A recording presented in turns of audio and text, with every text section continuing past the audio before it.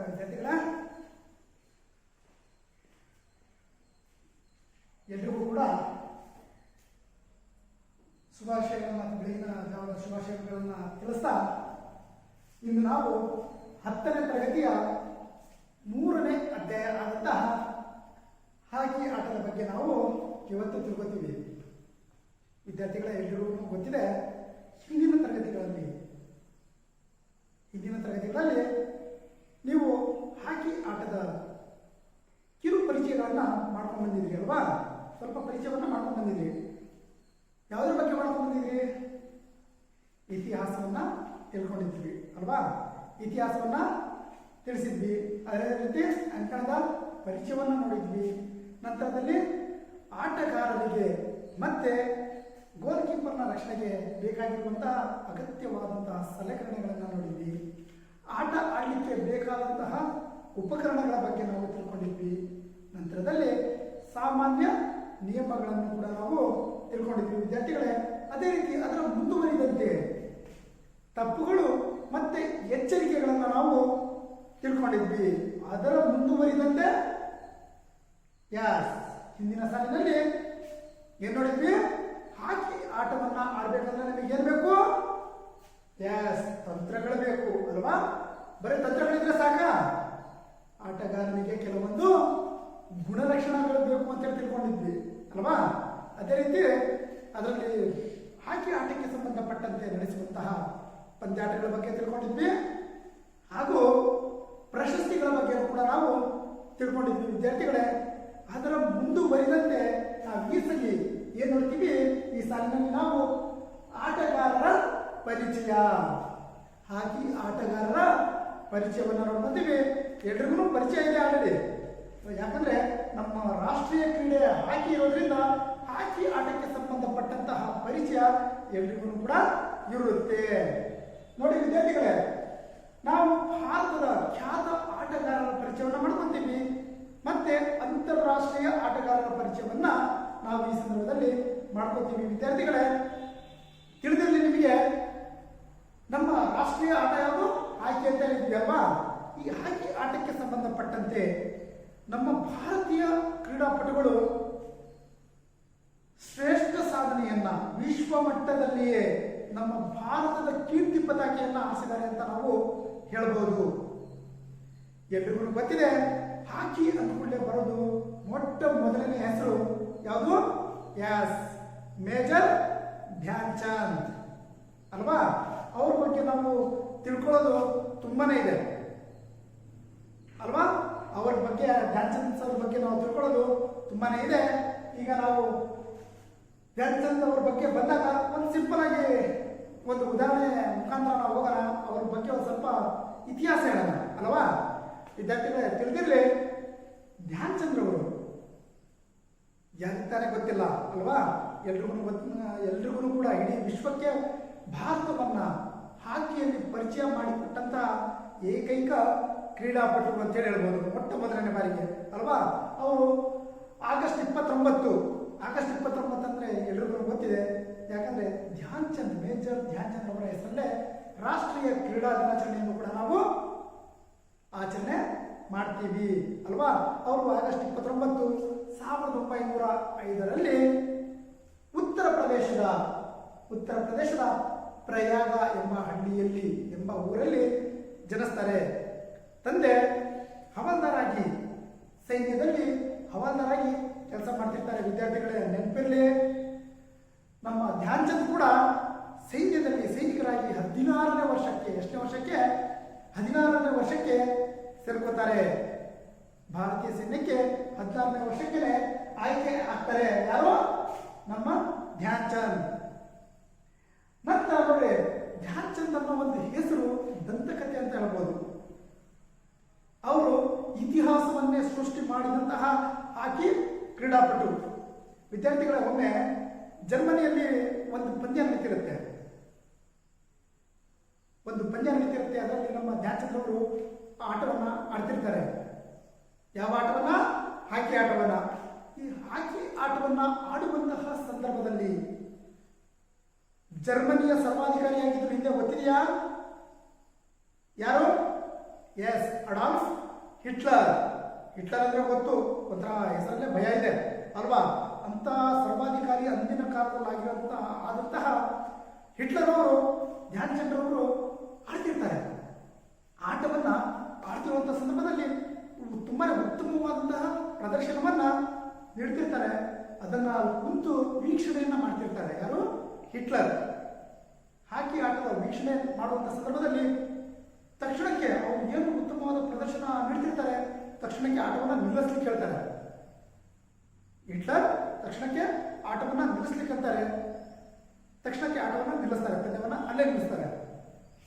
ಯಾಕೆ ನಿಲ್ಲಿಸಿದ್ರು? ಯಾಕೆ ನಿಲ್ಲಿಸಬಹುದು? ನೋಡಿ ವಿದ್ಯಾರ್ಥಿಗಳೇ, ಅವರ ಆಟದ ತಂತ್ರಗಳು, ಕೌಶಲ್ಯಗಳು ಏನಿದ್ವು ಅದು ಯಾರಿಗೂ ಕೂಡ ಏನು ಬರಲ್ಲ ಅನ್ಕೊಂತೀವಿ. ಅಂತಹ ಅದ್ಭುತವಾದಂತಹ ಪ್ರತಿಭೆ ಅವರಲ್ಲಿತ್ತು. ಅವರು ಹೊಡಿತಿರುವಂತಹ ಚೆಂಡು ಗೋಲ್ ಗಳಿಸ್ತಾನೆ ಇದ್ರು. ಅದ್ಭುತವಾಗಿ ಪ್ರದರ್ಶನವನ್ನ ಮಾಡಿ ಗೋಲನ್ನ ಗಳಿಸಿದ್ರು. ಅದಕ್ಕೆ ಅವರನ್ನ ತಡೆದು ಧ್ಯಾನ್ ಚಂದ್ರ ಅವರು ಹಾಕಿ ಸ್ಟಿಕ್ ಅಲ್ಲಿ ಏನೋ ಹಾಕೊಂಡಿದ್ದಾರೆ. ಸ್ಟಿಕ್ ಅಲ್ಲಿ ಏನೋ ಒಂದು ಹಾಕಿದ್ದಾರೆ. ಅದರಿಂದ ಅವರು ಇಷ್ಟು ಅದ್ಭುತವಾದಂತಹ ಪ್ರದರ್ಶನವನ್ನ ಧ್ಯಾನ್ ಚಂದ್ರ ಅವರು ನೀಡ್ತಿದ್ದಾರೆ. ಅದನ್ನ ನಿಲ್ಲಿಸಿ ಆ ಹಾಕಿ ಸ್ಟಿಕ್ ಅನ್ನ ಇಲ್ಲಿ ಇಸ್ಕೊಂಡು ಬನ್ನಿ ಅಂತೇಳಿ ಆ ಹಾಕಿ ಸ್ಟಿಕ್ ಅನ್ನ ತಗೊಂಡು ಬಂದು ನೀಡ್ತಾರೆ. ನೀಡಿದಂತಹ ಸಂದರ್ಭದಲ್ಲಿ ಈ ಸ್ಟಿಕ್ ಅಲ್ಲಿ ಏನೋ ಇದೆ ಅಂತೇಳಿ ಮುರಿಸ್ತಾರೆ. ಯಾವುದನ್ನ? ಹಾಕಿ ಸ್ಟಿಕ್ ಅನ್ನ ಮುರಿಸ್ತಾರೆ. ಯಾರು? ಹಿಟ್ಲರ್. ನೋಡಿ ವಿದ್ಯಾರ್ಥಿಗಳೇ, ಹಾಕಿ ಸ್ಟಿಕ್ ಅನ್ನ ಮುರಿಸಿ ನೋಡಿದ್ರೆ ಅದ್ರಲ್ಲಿ ಏನಿರಲ್ಲ. ಯಾಕಂದ್ರೆ ಅವನಲ್ಲಿ ಆ ಪ್ರತಿಭೆ ಇರುತ್ತೆ.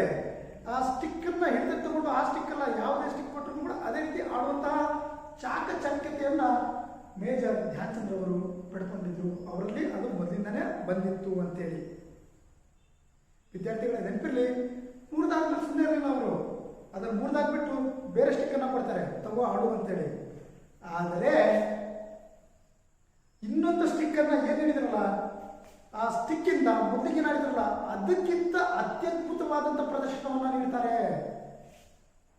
ಯಾರು? ಮೇಜರ್ ಧ್ಯಾನ್ ಚಂದ್. ಆವಾಗ ಅವ್ರಿಗೆ ಗೊತ್ತಾಗತ್ತೆ ಇವರು ಸಾಮಾನ್ಯ ಹಾಕಿ ಕ್ರೀಡಾಪಟುವಲ್ಲ, ಅಸಾಮಾನ್ಯ ಹಾಕಿ ಕ್ರೀಡಾಪಟು ಮೇಜರ್ ಧ್ಯಾನ್ ಚಂದ್ರ ಅವರು ಅಂತೇಳಿ ಅವರಿಗೆ ಅವರು ಸಲಾಂ ಹೊಡಿತಾರೆ. ಯಾರಿಗೆ? ಹಾಕಿ ಮಾಂತ್ರಿಕ ಧ್ಯಾನ್ ಚಂದ್ರ ಅವರಿಗೆ. ಎಲ್ರಿಗೂ ಕೂಡ ಮಂತ್ರಮುಗ್ಧರನ್ನಾಗಿಸ್ತಿದ್ರು ಅವರ ಆಟದಿಂದ, ಅವರ ಕೌಶಲ್ಯಗಳಿಂದ. ನೋಡಿ, ಆ ಹಿಟ್ಲರ್ ನೋಡಿದಂತನು ತಕ್ಷಣ ಹೇಳ್ತಾರೆ, ನಿಮಗೆ ನಮ್ಮ ಸೈನ್ಯದಲ್ಲಿ ನಮ್ಮ ದೇಶದ ಪರವಾಗಿ ನೀವು ಆಟವಾಡ್ರಿ, ನಿಮಗೆ ಏನು ಸೌಲಭ್ಯಗಳು ಬೇಕು ಆ ಸೌಲಭ್ಯಗಳನ್ನ ನಾವು ಕೊಡ್ತೀವಿ. ನಿಮಗೆ ಸುಬೇದಾರ್ ಹುದ್ದೆಯನ್ನು ನೀಡ್ತೀವಿ, ನಿಮಗೆ ಅದು ಕೊಡ್ತೀನಿ ಇದು ಕೊಡ್ತೀನಿ ಅಂತೇಳಿ ತುಂಬಾನೇ ಆಸೆ ಆಕಾಂಕ್ಷೆಗಳನ್ನ ಅವ್ರಿಗೆ ಹೇಳ್ತಾರೆ. ಅದನ್ನ ನಿಮಗೆ ಕೊಡ್ತೀವಿ ಅಂತೇಳಿ ಆಸೆಯನ್ನ ತೋರಿಸ್ತಾರೆ. ನೀವು ನಮ್ಮ ದೇಶದ ಪರವಾಗಿ ಆಡಿ, ನೀವು ನಮ್ಮ ದೇಶದಲ್ಲಿ ಉಳ್ಕೊಳ್ಳಿ, ನಿಮಗೆ ನಮ್ಮ ದೇಶದಲ್ಲಿ ಏನು ಸೌಲಭ್ಯಗಳು ಬೇಕು ಎಲ್ಲವನ್ನ ನಿಮಗೆ ನೀಡ್ತೀವಿ ಅಂತೇಳಿ. ಆದರೆ ಧ್ಯಾನ್ ಚಂದ್ ಹೇಳೋದು ಒಂದೇ, ನಾನು ಹುಟ್ಟಿದ ದೇಶದ ಪರವಾಗಿ ಆಡ್ತೀನಿ ಹೊರತು ನನಗೆ ಇವೇನು ಬೇಡ, ನಾನು ನಮ್ಮ ಭಾರತ ದೇಶದ ಪರವಾಗಿನೇ ಆಟವನ್ನು ಆಡ್ತೀನಿ ಅಂತೇಳಿ ನಮ್ಮ ಇಡೀ ಭಾರತೀಯರ ಹೃದಯವನ್ನ ಗೆದ್ದಂತ ರಿಯಲ್ ಹಾಕಿ ಹೀರೋ ಮೇಜರ್ ಧ್ಯಾನ್ ಚಂದ್. ನೋಡಿ ವಿದ್ಯಾರ್ಥಿಗಳೇ, ಇನ್ನೂ ಒಂದು ಸ್ವಲ್ಪ ಅವನ ಇಂಗ್ಲೆಂಡಿನ ಆಟಗಾರ ಗೊತ್ತಿರ್ಬೇಕು ಎಲ್ರಿಗೂ ಕೂಡ. ಯಾರು? ಬ್ರಾಡ್ಮನ್ ಅಲ್ವಾ? ಯಾರಿಗೆ ತಾನೇ ಗೊತ್ತಿಲ್ಲ. ಕ್ರಿಕೆಟ್ನ ದಂತಕತೆ ಬ್ರಾಡ್ಮನ್, ಅದೇ ಹಾಕಿಯ ದಂತಕತೆ ಧ್ಯಾನ್ ಚಂದ್ ಅಂತ ಹೇಳ್ಬೋದು.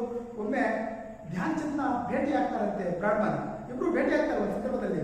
ಆ ಭೇಟಿ ಆದಂತಹ ಸಂದರ್ಭದಲ್ಲಿ ಬ್ರಾಡ್ಮನ್ ಹೇಳ್ತಾರಂತೆ, ಅಲ್ಲಪ್ಪ ಅಷ್ಟೊಂದು ಆಟಗಾರರಿದ್ರು ಕೂಡ ನನಗೆ ಒಬ್ಬ ಬೌಲಿಂಗ್ ಮಾಡ್ತಾನೆ ಅಲ್ವಾ? ಒಬ್ಬ ಆಟಗಾರ ಬೌಲಿಂಗ್ ಮಾಡಿದಾಗ ಆ ಚೆಂಡನ್ನ ನಾನು ಎಲ್ಲಿ ಬೇಕು ಅಲ್ಲಿ ನಾನು ಕಳಿಸ್ತಿರ್ತೀನಿ, ಬೌಂಡರಿ ಗೆರೆಯನ್ನ ದಾಟಿಸ್ತಿರ್ತೀನಿ. ಆದ್ರೆ ಆ ಸ್ಟಿಕ್ ಇಂದ ನೀನ್ ಹಿಂದೆ ಓಡ್ ಬರ್ತಿರ್ತಾರಲ್ಲ ಆಟಗಾರರು, ನಿನಗೆ ಎಲ್ಲೆಲ್ಲೂ ಬಿಡದಂಗೆ ಓಡ್ ಬರ್ತಿರ್ತಾರೆ. ಆ ಅಷ್ಟು ಜನರನ್ನ ವಂಚಿಸಿ ನೀನು ಗೋಲನ್ನ ಗಳಿಸ್ತೀಯ ಅಂದ್ರೆ ನೀನು ಸಾಮಾನ್ಯ ಮಾಂತ್ರಿಕ ಅಲ್ಲ, ಹಾಕಿ ಮಾಂತ್ರಿಕ ಸಾಮಾನ್ಯ ಕ್ರೀಡಾಪಟು ಅಲ್ಲ, ನೀನು ಅಸಾಮಾನ್ಯ ಕ್ರೀಡಾಪಟು ಅಂತೇಳಿ ಡಾನ್ ಬ್ರಾಡ್ಮನ್ ಅವರು ಅಲ್ಲೇ ಹೊಗಳಿದ್ರು. ಅಂದ್ರೆ ಯೋಚನೆ ಮಾಡ್ರಿ, ವಿಶ್ವದ ಶ್ರೇಷ್ಠ ಕ್ರೀಡಾಪಟು ಡಾನ್ ಬ್ರಾಡ್ಮನ್ ಹೊಗಳಿದ್ದಾರೆ. ಜರ್ಮನಿಯ ಸರ್ವಾಧಿಕಾರಿಯಾದಂತಹ ಅಡಾಲ್ಫ್ ಹಿಟ್ಲರ್ ಅವರು ಹೋಗಿದ್ದಾರೆ. ಅಂದ ಹಾಗೆ ನಮ್ಮ ಧ್ಯಾನ್ ಚಂದ್ರ ಅವರ ಹತ್ರ ಎಂತಹ ನೈಪುಣ್ಯತೆ ಇರಬಹುದು, ಎಂತಹ ವ್ಯಕ್ತಿ ಆಟಗಾರ ಇರ್ಬೋದು ಅಂತೇಳಿ ನಾವು ತಿಳ್ಕೊಬೇಕಾಗತ್ತೆ ವಿದ್ಯಾರ್ಥಿಗಳೇ. ನೋಡಿ ವಿದ್ಯಾರ್ಥಿಗಳೇ, ಎಲ್ಲರೂ ಕೂಡ ಆಟ ಆಡುವಂತ ಸಂದರ್ಭದಲ್ಲಿ 16 ವಯಸ್ಸಿಗೆ ಅವರು ಏನ್ ಮಾಡ್ತಾರೆ, ಸೈನ್ಯವನ್ನ ಸೇರ್ತಾರಲ್ವಾ. ಸೇರಿದಂತಹ ಸಂದರ್ಭದಲ್ಲಿ ಧ್ಯಾನ್ ಚಂದ್ರ ಅವರಿಗೆ ಎಲ್ಲರೂ ಕೂಡ ಮೊದಲಿಗೆ ಆಟ ಆಡ್ತಾನೆ ಬರ್ತಾರೆ ಅಲ್ವಾ. ಆಟ ಆಡುವಂತ ಸಂದರ್ಭದಲ್ಲಿ ಎಲ್ಲ ಆಟಗಾರರು ಪ್ರೀತಿಯಿಂದ ದಾದಾ ಅಂತೇಳಿ ಕರಿತಿದ್ರು. ಯಾರಿಗೆ? ಯಾಸ್ ಮೇಜರ್ ಧ್ಯಾನ್ ಚಂದ್ರ ಅವರಿಗೆ ಪ್ರೀತಿಯಿಂದ ದಾದಾ ಅಂತ ಕರಿತಿದ್ರು. ಒಮ್ಮೆ ಹೀಗೆ ಆಟ ಆಡ್ತಿರ್ತಾರೆ. ಆಟ ಆಡುವಂತ ಸಂದರ್ಭದಲ್ಲಿ ಧ್ಯಾನ್ ಚಂದ್ರ ಅವರು ಒಂದು ಗೋಲ್ ಗಳಿಸಲ್ಲ. ಮೇಜರ್ ಧ್ಯಾನ್ ಚಂದ್ರ ಅವರು ಒಂದು ಗೋಲ್ಗಳನ್ನು ಕೂಡ ಗಳಿಸಲ್ಲ. ಅವಾಗ ಅವ್ರಿಗೆ ಅನ್ಸುತ್ತೆ ಒಂದು ಗಳಿಸ್ತಿಲ್ವಲ್ಲ ಅಂತೇಳಿ. ಅವಾಗ ಅಂಪೈರಿಗೆ ಹೋಗಿ ಏನ್ ನಿರ್ಣಾಯಕರು ಇರ್ತಾರಲ್ವಾ, ಅವ್ರ ಹತ್ರ ಹೋಗ್ತಾರೆ, ಹೋಗಿ ಹೇಳ್ತಾರೆ ಈ ಗೋಲ್ ಪೋಸ್ಟ್ ಸರಿ ಇಲ್ಲ, ಈ ಗೋಲ್ ಪೋಸ್ಟ್ ಸರಿ ಇಲ್ಲ. ಅದಕ್ಕೆ ಅವರು ಅಲ್ಲೇ ತಪ್ಪಿ ಬರ್ತಾರೆ, ಏನನ್ನ ಹಂಗೆ ಹೇಳ್ತೀಯಪ್ಪ, ಎಲ್ಲ ಕರೆಕ್ಟಾಗಿ ಮಾಡಿದ್ದಾರೆ ಅಂತೇಳಿ. ಇಲ್ಲ, ಈ ಗೋಲ್ ಪೋಸ್ಟ್ ಸರಿ ಇಲ್ಲ, ನೀವು ಅದನ್ನ ಒಂದ್ಸರಿ ಅಳತೆ ಮಾಡಿ ಅಂದಾಗ ಅಳತೆ ರಾಂಗ್ ಆಗಿರುತ್ತೆ. ಆ ಗೋಲ್ ಪೋಸ್ಟಿನ ಅಳತೆ ರಾಂಗ್ ಆಗಿರುತ್ತೆ. ಅಂತಹ ಪ್ರತಿಭಾನ್ವಿತ ಆಟಗಾರ ಆ ಕ್ಷಣಕ್ಕಲ್ಲಿ ಏನಾಗಿದೆ ಅನ್ನೋದನ್ನ ತಕ್ಷಣ ಕೇಳ್ತಿದ್ರು ಅಂತೇಳಿ ಅಲ್ವಾ. ಅವ್ರು ಸೈನ್ಯದಲ್ಲೇ ಇದ್ದಾಗಲೇ ಉತ್ತಮವಾಗಿ ಈ ಆಟವನ್ನು ಆಡ್ಕೊಂತ ಬರ್ತಿದ್ರು. ಅಂತ ಸಂದರ್ಭದಲ್ಲಿ ಅವರ ಪ್ರತಿಭೆಯನ್ನು ನೋಡಿದಂತಹ ಸೀನಿಯರ್ಸ್ ಅಲ್ವಾ, ಅಲ್ಲಿರುವಂತಹ ಮೇಲಧಿಕಾರಿಗಳು ಕೂಡ ಅವರಿಗೆ ಗುರುತಿಸ್ತಾರೆ. ನಂತರದಲ್ಲಿ ಅವರಿಗೆ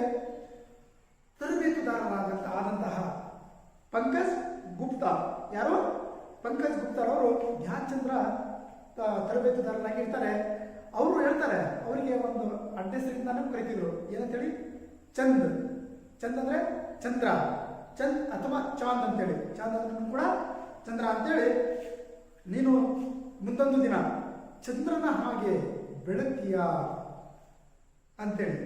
ಅದೇ ರೀತಿ ಅವರು ಹೇಳಿದಂತೆ ಮೇಜರ್ ಧ್ಯಾನ್ ಚಂದ್ರ ಅವರು ಚಂದ್ರನ ಹಾಗೆ ಇಡೀ ವಿಶ್ವದಲ್ಲೇ ಬೆಳಗಿದ್ರು ಅಲ್ವಾ ವಿದ್ಯಾರ್ಥಿಗಳೇ. ನೋಡಿ ವಿದ್ಯಾರ್ಥಿಗಳೇ, ಇದೇ ರೀತಿ ಧ್ಯಾನ್ ಚಂದ್ರ ಅವರು ಅತ್ಯುನ್ನತ ಸಾಧನೆಯ ಶಿಖರವನ್ನೇ ಏರಿದಂತರು. 1928ರ ಒಲಿಂಪಿಕ್ಸ್ನಲ್ಲಿ ಮೊಟ್ಟ ಮೊದಲನೇ ಬಾರಿಗೆ ಭಾರತ ತಂಡವನ್ನು ಪ್ರತಿನಿಧಿಸ್ತಾರೆ. ಯಾರು? ಮೇಜರ್ ಧ್ಯಾನ್ ಚಂದ್ರ. ಎಷ್ಟರಲ್ಲಿ? 1928ರಲ್ಲಿ ನಮ್ಮ ಇದರಲ್ಲಿ ಆಮ್ಸ್ಟರ್ಡಾಮ್ ಅಲ್ಲಿ ನಡೆದಂತಹ ಒಲಿಂಪಿಕ್ಸ್ ನಲ್ಲಿ 1928ರ ಆಮ್ಸ್ಟರ್ಡಾಮ್ ಅಂದ್ರೆ ಎಲ್ಲಿ ನಡೀತಿದ್ರು? ಯಾವ ದೇಶದ್ದು ಆಮ್ಸ್ಟರ್ಡಾಮ್ ಅಂದ್ರೆ ನೆದರ್ಲ್ಯಾಂಡ್ ನಲ್ಲಿ ಇರುವಂತಹ ಆಮ್ಸ್ಟರ್ಡಾಮ್ ಅಲ್ಲಿ ಒಲಿಂಪಿಕ್ಸ್ ನಡೆಯುತ್ತೆ. ಅಲ್ಲಿಂದ ಸತತವಾಗಿ 3 ಒಲಿಂಪಿಕ್ಸ್ ನಲ್ಲಿಯೂ ಕೂಡ ಏನ್ ಮಾಡ್ತಾರೆ? ಚಿನ್ನದ ಪದಕವನ್ನ ತಂದಂತಹ ಕೀರ್ತಿ ಮೇಜರ್ ಧ್ಯಾನ್ ಚಂದ್ರ ಅವರದು. ನೋಡಿ ವಿದ್ಯಾರ್ಥಿಗಳೇ, 1928, 1932, 1936ರಲ್ಲಿ ಸತತವಾಗಿ 3 ಬಂಗಾರದ ಪದಕವನ್ನ, ಎಷ್ಟು ಬಂಗಾರದ ಪದಕ? 3 ಬಂಗಾರದ ಪದಕವನ್ನ ತಂದುಕೊಟ್ಟಂತಹ ಕೀರ್ತಿ ಮೇಜರ್ ಧ್ಯಾನ್ ಚಂದ್ರ ಅವರಿಗೆ ಸಲ್ಲುತ್ತೆ. ನೆನಪಿರಲಿ, 1928ರಲ್ಲಿ ನಡೆದಂತಹ ಆಮ್ಸ್ಟರ್ಡಾಮ್ ಒಲಿಂಪಿಕ್ಸ್ ನಲ್ಲಿ ಭಾರತ ತಂಡ ಗಳಿಸಿದ್ದು 3 ಗೋಲುಗಳು. ಎಷ್ಟು ಗೋಲುಗಳು? 3 ಗೋಲುಗಳು. ಅದರಲ್ಲಿ 2 ಗೋಲುಗಳನ್ನ ಮೇಜರ್ ಧ್ಯಾನ್ ಚಂದ್ರ ಅವರೇ ಗಳಿಸಿರ್ತಾರೆ. 2 ಗೋಲುಗಳನ್ನ ಮೇಜರ್ ಧ್ಯಾನ್ ಚಂದ್ರ ಅವರೇ ಗಳಿಸಿರ್ತಾರೆ. ನೆದರ್ಲ್ಯಾಂಡ್ ತಂಡವನ್ನ, ಅಂದ್ರೆ ಆಮ್ಸ್ಟರ್ಡಾಮ್ ನೆದರ್ಲ್ಯಾಂಡ್ ತಂಡದ ವಿರುದ್ಧ ನಾವು ಆಡೋದು, ಅಲ್ಲಿ ನೆದರ್ಲ್ಯಾಂಡ್ ತಂಡ 0 ಗೋಲುಗಳನ್ನ ಗಳಿಸುತ್ತೆ.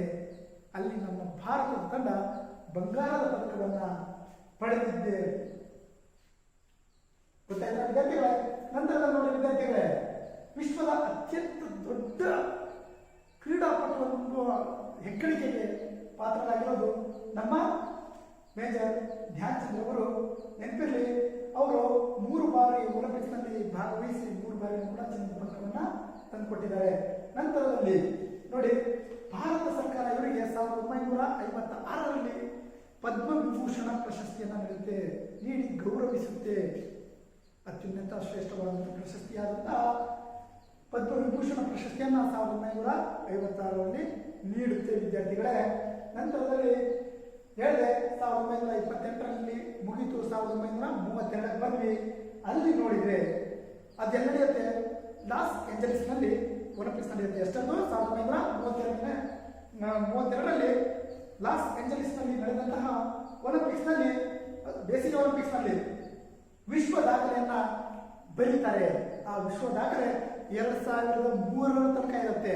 ಯಾರು ಮೇಜರ್ ಧ್ಯಾನ್ ಚಂದ್ ಮಾಡಿದಂತಹ ವಿಶ್ವ ದಾಖಲೆ 2003 ತನಕ ಹಾಗೆ ಇರುತ್ತೆ. ಅದು ಎಂತ ದಾಖಲೆ ಇದೆ ಅಂದ್ರೆ ವಿದ್ಯಾರ್ಥಿಗಳು ನೋಡ್ರಿ, ಲಾಸ್ ಏಂಜಲೀಸ್ ನಲ್ಲಿ ನಡೆದಂತಹ ಒಲಿಂಪಿಕ್ಸ್ ನಲ್ಲಿ ಯುನೈಟೆಡ್ ಸ್ಟೇಟ್ಸ್ ಹಾಕಿ ತಂಡವನ್ನ 23 ಗೋಲುಗಳಿಂದ ಸೋಲಿಸಿ ವಿಶ್ವ ದಾಖಲೆಯನ್ನ ಮಾಡುತ್ತೆ. ಯಾವ ತಂಡ? ನಮ್ಮ ಭಾರತೀಯ ಹಾಕಿ ತಂಡ. ಒಟ್ಟು 23 ಗೋಲುಗಳು ನಾವು ಗಳಿಸಿದ್ರೆ ಯುನೈಟೆಡ್ ಸ್ಟೇಟ್ಸ್ ತಂಡದವರು 1 ಗೋಲನ್ನು ಮಾತ್ರ ಗಳಿಸ್ತಾರೆ. ಅಷ್ಟು ಅದ್ಭುತವಾದಂತಹ ಆಟ ಪ್ರದರ್ಶನ ನಮ್ಮ ಭಾರತೀಯ ತಂಡ ಮಾಡುತ್ತೆ. ಗಳಿಸಿದಂತ ಎಷ್ಟು ಗೋಲುಗಳು? 23 ಗೋಲುಗಳು. ಅದರಲ್ಲಿ 8 ಗೋಲುಗಳು ಮೇಜರ್ ಧ್ಯಾನ್ ಚಂದ್ ಅವರದ್ದೇ ಆಗಿರುತ್ತೆ. ಟೋಟಲ್ ಗೋಲ್ ಎಷ್ಟಾಗಿದೆ? 23 ಗೋಲುಗಳನ್ನ ಬಾರಿಸಿದ್ದಾರೆ ನಮ್ಮ ಭಾರತೀಯ ತಂಡ. ಅದರಲ್ಲಿ 8 ಗೋಲುಗಳು ಮೇಜರ್ ಧ್ಯಾನ್ ಚಂದ್ ಅವರೇ ಹೊಡೆದಿರುವಂತಹ ಗೋಲುಗಳು ಆಗಿದೆ. ವಿದ್ಯಾರ್ಥಿಗಳ ನೆನಪಲ್ಲಿ ಅಲ್ಲಿಯೂ ಕೂಡ 1928ರಲ್ಲಿ ಬಂಗಾರದ ಪದಕ, 1932ರಲ್ಲೂ ಕೂಡ ಅತ್ಯದ್ಭುತವಾದಂತಹ ಪ್ರತಿಭೆ ಧ್ಯಾನ್ ಚಂದ್ ಇತ್ತು. ಅವ್ರೇನ್ ಮಾಡಿದ್ರು, ಆ ಪ್ರತಿಭೆ, ಆ ಕೌಶಲ್ಯ, ಆ ತಂತ್ರಗಳನ್ನು ಬಳಸಿಕೊಂಡು ಅದ್ಭುತವಾದಂತಹ ಪ್ರದರ್ಶನವನ್ನ ನೀಡಿ ನಮ್ಮ ಭಾರತ ತಂಡವನ್ನ ಗೆಲುವಿನತ್ತ, ಇಡೀ ವಿಶ್ವನೇ ನೋಡುವತ್ತ ಕೊಂಡೊಯ್ತಾರೆ. ನಂತರದಲ್ಲಿ 1936ರಲ್ಲಿಯೂ ಕೂಡ ಅದ್ಭುತವಾದಂತಹ ಸಾಧನೆಯನ್ನು ಕೂಡ ಮಾಡ್ತಾರೆ. ಯಾರು? ಮೇಜರ್ ಧ್ಯಾನ್ ಚಂದ್. ವಿದ್ಯಾರ್ಥಿಗಳ ನೆನಪಲ್ಲಿ ಒಲಿಂಪಿಕ್ಸ್ ನಲ್ಲಿ ಆಡಿದಂತಹ 2 ಪಂದ್ಯ ಅಂದ್ರೆ 1932ರಲ್ಲಿ ಏನ್ ಹೇಳ್ತಾರ, ಆ ಒಲಿಂಪಿಕ್ಸ್ ನಲ್ಲಿ ಆಡಿದಂತಹ 3 ಪಂದ್ಯಗಳಲ್ಲಿ 2 ಪಂದ್ಯಗಳಲ್ಲಿ ಒಟ್ಟು ಅವರದೇ ಗೋಲು 12 ಆಗಿರುತ್ತೆ. 1932ರಲ್ಲಿ ಏನು ಲಾಸ್ ಏಂಜಲೀಸ್ ನಲ್ಲಿ ಆಡ್ತಾರಲ್ಲ, ಅದರಲ್ಲಿ ಅವರದ ಗೋಲು ಎಷ್ಟಾಗಿರುತ್ತೆ? 12 ಗೋಲು. 2 ಪಂದ್ಯಗಳಿಂದ 12 ಗೋಲನ್ನ ನಮ್ಮ ಧ್ಯಾನ್ ಚಂದ್ ಅವರೇ ಹೊಡೆದಿರ್ತಾರೆ ವಿದ್ಯಾರ್ಥಿಗಳೇ. ನಂತರದಲ್ಲಿ ಆ ವರ್ಷದಲ್ಲಿ ಭಾರತ ಒಟ್ಟು 338 ಗೋಲುಗಳನ್ನ ಹೊಡೆದಿರುತ್ತೆ. ಯಾವ ತಂಡ? ನಮ್ಮ ಭಾರತ ತಂಡ ಆ ವರ್ಷ ಪೂರ್ತಿ ಆಡಿದಂತಹ ಪಂದ್ಯಗಳಲ್ಲಿ ಒಟ್ಟು 338 ಗೋಲುಗಳನ್ನ ಗಳಿಸಿರುತ್ತೆ. ಅದರಲ್ಲಿ ಧ್ಯಾನ್ ಚಂದ್ ಅವರ ಪಾಲು 133 ಗೋಲುಗಳು. ಎಷ್ಟು ಗೋಲುಗಳು? 133 ಗೋಲುಗಳನ್ನ ಮೇಜರ್ ಧ್ಯಾನ್ ಚಂದ್ ಅವರು ಹೊಡೆದಿರ್ತಾರೆ ವಿದ್ಯಾರ್ಥಿಗಳೇ. ನೋಡ್ರಿ, ಭಾರತದ್ದು ಆ ವರ್ಷದ ಪೂರ್ತಿ ಗೋಲುಗಳು ಎಷ್ಟು ಇದೆ ಅಂದ್ರೆ 338 ಇದೆ. ಅದರಲ್ಲಿ 133 ಗೋಲುಗಳನ್ನ ಮೇಜರ್ ಧ್ಯಾನ್ ಚಂದ್ ಅವರು ಬಾರಿಸಿರ್ತಾರೆ, ಗಳಿಸಿರ್ತಾರೆ. ನಂತರದಲ್ಲಿ ನೋಡ್ರಿ, 1935ರಲ್ಲಿ ನ್ಯೂಜಿಲೆಂಡ್ ಮತ್ತು ಆಸ್ಟ್ರೇಲಿಯಾ ಪ್ರವಾಸ ಮಾಡ್ತಾರೆ ಭಾರತ ತಂಡ. 1935ರಲ್ಲಿ ನ್ಯೂಜಿಲೆಂಡ್ ಮತ್ತೆ ಆಸ್ಟ್ರೇಲಿಯಾ ಪ್ರವಾಸವನ್ನ ಮಾಡಿದಂತಹ ಸಂದರ್ಭದಲ್ಲಿ ವಿದ್ಯಾರ್ಥಿಗಳೇ 43 ಪಂದ್ಯಗಳನ್ನು ಆಡ್ತಾರೆ. ಎಷ್ಟು? 43 ಪಂದ್ಯಗಳನ್ನ. ಎಷ್ಟರಲ್ಲಿ? 1935ರಲ್ಲಿ ಭಾರತ ತಂಡ ನ್ಯೂಜಿಲೆಂಡ್ ಮತ್ತೆ ಆಸ್ಟ್ರೇಲಿಯಾ ಪ್ರವಾಸ ಮಾಡುತ್ತೆ. ಆ ಸಂದರ್ಭದಲ್ಲಿ 43 ಪಂದ್ಯಗಳನ್ನು ಆಡ್ತೀವಿ. ಆ 43 ಪಂದ್ಯಗಳಲ್ಲಿ ಭಾರತದ ಒಟ್ಟು ಗೋಲುಗಳ ಸಂಖ್ಯೆ 584 ಆಗಿರುತ್ತೆ. ಎಷ್ಟು? 584 ಗೋಲುಗಳನ್ನ ಗಳಿಸಿರ್ತಾರೆ. ನೆನಪಿರಲಿ ವಿದ್ಯಾರ್ಥಿಗಳೇ, ಅದರಲ್ಲಿ ಧ್ಯಾನ್ ಚಂದ್ ಅವರು 201 ಗೋಲುಗಳನ್ನ ಗಳಿಸಿರ್ತಾರೆ. 1935ರಲ್ಲಿ ಆಸ್ಟ್ರೇಲಿಯಾ ಮತ್ತೆ ನ್ಯೂಜಿಲೆಂಡ್ ಪ್ರವಾಸವನ್ನ ಭಾರತ ಮಾಡಿರುತ್ತೆ. ಒಟ್ಟು 43 ಪಂದ್ಯಗಳನ್ನ ಆಡಿರುತ್ತೆ. ಆ 43 ಪಂದ್ಯಗಳಲ್ಲಿ 584 ಗೋಲುಗಳು ಭಾರತ ತಂಡ ಗಳಿಸುತ್ತೆ. ಟೋಟಲ್ ಒಟ್ಟು 43 ಪಂದ್ಯಗಳಲ್ಲಿ 584 ಗೋಲುಗಳನ್ನ ಭಾರತ ತಂಡ ಗಳಿಸಿರುತ್ತೆ. ಅದರಲ್ಲಿ ಧ್ಯಾನ್ ಚಂದ್ ಅವರ ಗೋಲುಗಳು ಒಟ್ಟು 201. ನೋಡಿ ವಿದ್ಯಾರ್ಥಿಗಳೇ, 201 ಗೋಲ್ ಗಳಿಸೋದಂದ್ರೆ ಅಷ್ಟು ಸಾಮಾನ್ಯ ಅಲ್ಲ. ಒಂದು ವರ್ಷದ 43 ಪಂದ್ಯಗಳಲ್ಲಿ ಅಷ್ಟು ಪ್ರತಿಭಾನ್ವಿತ ಆಟಗಾರ ನಮ್ಮ ಮೇಜರ್ ಧ್ಯಾನ್ ಚಂದ್ ಆಗಿದ್ರು ಅಂತೇಳಿ. ನಂತರ ನೋಡ್ರಿ, ಅವರು ನಂತರದಲ್ಲಿ ಒಲಿಂಪಿಕ್ಸ್ನ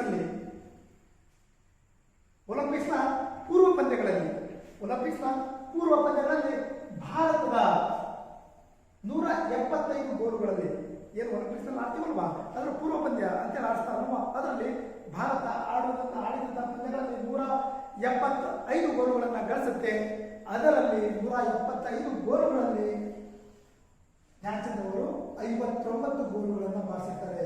ಪೂರ್ವ ಪಂದ್ಯಗಳಲ್ಲಿ ಒಲಿಂಪಿಕ್ಸ್ನ ಪೂರ್ವ ಪಂದ್ಯಗಳಲ್ಲಿ ಒಟ್ಟು 59 ಗೋಲುಗಳನ್ನು ಗಳಿಸಿದ್ದಾರೆ ವಿದ್ಯಾರ್ಥಿಗಳೇ.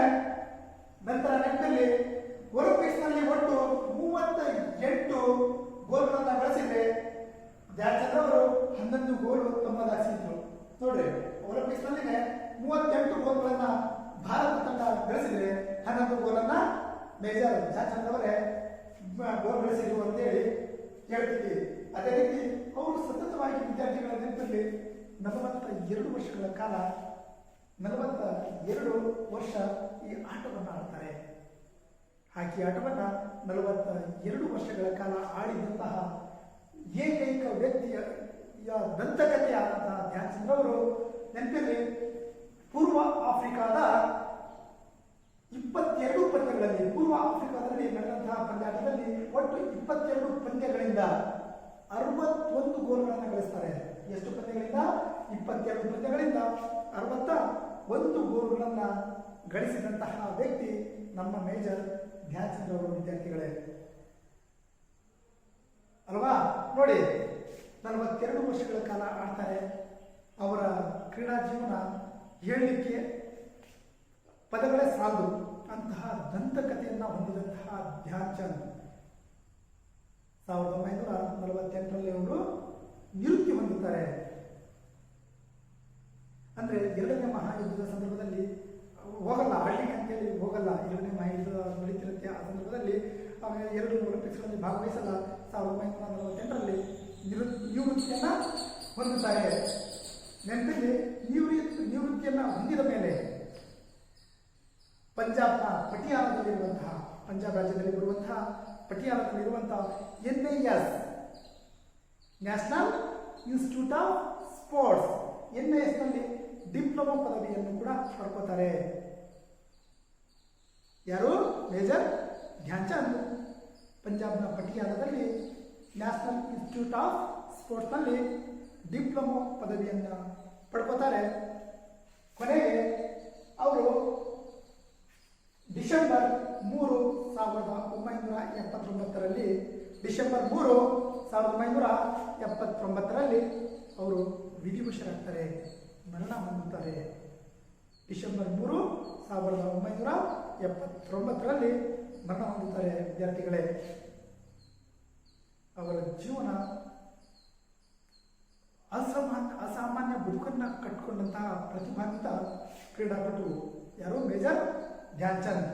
ನೆನಪಿರಲಿ, ನಮ್ಮ ಭಾರತದಲ್ಲಿ ಅವರ ಕ್ರೀಡೆಗೆ ನಮ್ಮ ಭಾರತದಲ್ಲಿ ಜಾಸ್ತಿ ಮನ್ನಣೆ ಸಿಗಲಿಲ್ಲ. ಆ ಟೈಮಲ್ಲಿ ಹೆಚ್ಚಿನ ಮನ್ನಣೆಯನ್ನು ನೀಡಿದ್ದು ಮೊಟ್ಟ ಮೊದಲನೇ ಬಾರಿಗೆ ಹಾಕಿ ಮಾಂತ್ರಿಕ ಧ್ಯಾನ್ ಚಂದ್ ಅವರ ಪುತ್ಥಳಿಯನ್ನ ಆಸ್ಟ್ರಿಯಾದ ಆಸ್ಟ್ರಿಯಾದ ವಿಯೆನ್ನಾಂನಲ್ಲಿ ಮೊದಲ ಪುತ್ಥಳಿಯನ್ನ ಅನಾವರಣಗೊಳಿಸ್ತಾರೆ. ಇಲ್ಲಿ ಆಸ್ಟ್ರಿಯಾ ದೇಶದ ವಿಯೆನ್ನಾಂನಲ್ಲಿ. ಅಂದ್ರೆ ಅವರ ಅಭಿಮಾನಿಗಳು ಯಾವ ದೇಶದಲ್ಲಿದ್ರು ಅಂತೇಳಿ. ಯಾರ ಅಭಿಮಾನಿ? ಮೇಜರ್ ಧ್ಯಾನ್ ಚಂದ್ ಅವರು ಅಭಿಮಾನಿ ಅಲ್ವಾ. ನಮ್ಮ ದೇಶದಲ್ಲಿ ನಾವು ಎಷ್ಟೋ ಸಾಧನೆ ಮಾಡಿದ್ರು ಕೂಡ ಎಷ್ಟೋ ವರ್ಷಗಳ ನಂತರ ನಮ್ಮನ್ನು ಗುರುತಿಸ್ತಾರೆ, ಸತ್ ಮೇಲೆ ಅಲ್ವಾ, ಹೇಳ್ತಾರೆ, ನೆನಪಿಸ್ಕೊಂತಾರೆ ಅಷ್ಟೇ. ಅಂಥದ್ರಲ್ಲಿ ಆಸ್ಟ್ರಿಯಾ ದೇಶದ ವಿಯೆನ್ನಾಂನಲ್ಲಿ ಮೊಟ್ಟ ಮೊದಲನೆಯ ಪುತ್ಥಳಿಯನ್ನ ಅನಾವರಣಗೊಳಿಸ್ತಾರೆ ವಿದ್ಯಾರ್ಥಿಗಳೇ. ನಂತರದಲ್ಲಿ ಭಾರತದಲ್ಲಿ ಮಾಡಿದ್ದು ಮೊಟ್ಟ ಮೊದಲನೇ ಬಾರಿಗೆ ಆಸ್ಟ್ರಿಯಾ ಇವರ ಹಾಕಿ ಆಟವನ್ನು ನೋಡಿ ಅವರೆಲ್ಲರೂ ಕೂಡ ಅದಕ್ಕೆ ಏನಾಗಿರ್ತಾರೆ, ಎಲ್ಲರೂ ಕೂಡ ಅವರಿಗೆ ಸೋತಿರ್ತಾರೆ, ಮನಸ್ಸೋತಿರ್ತಾರೆ ಅವರ ಆಟವನ್ನು ನೋಡಿ. ನಂತರದಲ್ಲಿ ಅವರು ಪ್ರೀತಿಯಿಂದ ವಿಯೆನ್ನಾಂನಲ್ಲಿ, ಆಸ್ಟ್ರಿಯಾದ ವಿಯೆನ್ನಾಂನಲ್ಲಿ ಮೊಟ್ಟ ಮೊದಲನೆಯ ಪುತ್ಥಳಿಯನ್ನ ಅನಾವರಣಗೊಳಿಸ್ತಾರೆ ವಿದ್ಯಾರ್ಥಿಗಳೇ. ನಂತರದಲ್ಲಿ ಭಾರತದಲ್ಲೂ ಕೂಡ ಹಾಕಿ ಮಾಂತ್ರಿಕ ಧ್ಯಾನ್ ಚಂದ್ ಅವರ ಪುತ್ಥಳಿಯನ್ನ ಸ್ಥಾಪನೆ ಮಾಡ್ತಾರೆ. ಅದಕ್ಕಂತಾನೆ ಆಗಸ್ಟ್ 29 ಅವರ ಜನ್ಮದಿನವಾದಂತಹ 29 ರಾಷ್ಟ್ರೀಯ ಕ್ರೀಡಾ ದಿನವನ್ನಾಗಿ ಭಾರತೀಯರು ಆಚರಣೆ ನಾವು ಮಾಡ್ತೀವಿ ಅಂತೇಳಿ. ಅಷ್ಟು ಸಾಧನೆ ಅವರಿಗೆ ಈ ಸಾಧನೆ ಅತ್ಯುನ್ನತವಾದಂತಹ ಸಾಧನೆ. ಅಷ್ಟು ಸಾಧನೆ ಮಾಡಿದಂತಹ ನಮ್ಮ ಮೇಜರ್ ಧ್ಯಾನ್ ಚಂದ್ ಅವರು 1979ರಲ್ಲಿ ವಿಧಿವಶರಾಗ್ತಾರೆ ವಿದ್ಯಾರ್ಥಿಗಳೇ. ನಂತರದ ಕ್ರೀಡಾಪಟುಗಳ ಪರಿಚಯ ಹೋಗೋಣ. ಇಷ್ಟು ಈಗ ಧ್ಯಾನ್ ಚಂದ್ ಅವರ ಪರಿಚಯವನ್ನು ಮಾಡಿಕೊಟ್ಟಿದ್ದೇನೆ. ನಂತರ ಈಗ ಇನ್ನೊಬ್ಬರು ಕ್ರೀಡಾಪಟುವಾದಂತಹ ಅಂದರೆ ಹಾಕಿಯಲ್ಲಿ ಸಾಧನೆ ಮಾಡಿದಂತಹ ಕ್ರೀಡಾಪಟು ಅಜಿತ್ ಪಾಲ್ ಸಿಂಗ್. ಯಾರು? ಅಜಿತ್ ಪಾಲ್ ಸಿಂಗ್.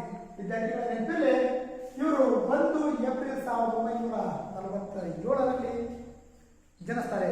1 ಏಪ್ರಿಲ್ 1947ರಲ್ಲಿ ಪಂಜಾಬ್ನ ಸನ್ಸಾರ್ಪುರ್ ಅಂತೇಳಿ ಪಂಜಾಬ್ನ ಬರುವಂತಹ ಸನ್ಸಾರ್ಪುರ್ ಎಂಬಲ್ಲಿ ಜನನ ಆಗುತ್ತೆ.